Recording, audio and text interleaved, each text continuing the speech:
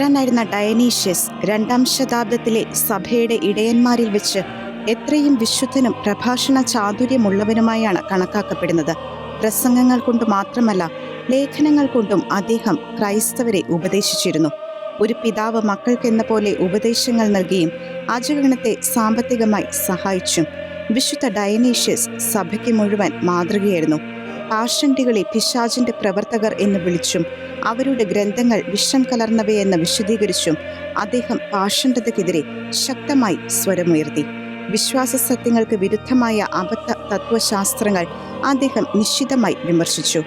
വിശ്വാസ സംരക്ഷണത്തിനായി വളരെയേറെ സഹിക്കേണ്ടി വന്നതിനാൽ രക്തസാക്ഷി എന്ന് അദ്ദേഹം വിശേഷിപ്പിക്കപ്പെടുന്നുണ്ട്.